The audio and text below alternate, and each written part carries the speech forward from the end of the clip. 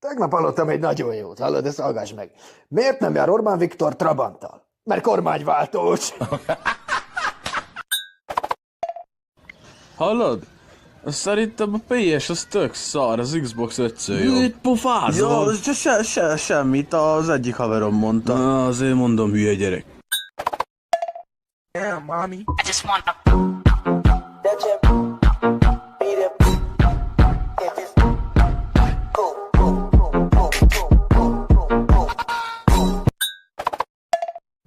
Tükröm, mondd meg nékem, ki a legszebb a vidéken? Hát nem te szottya tráncos vénkurva.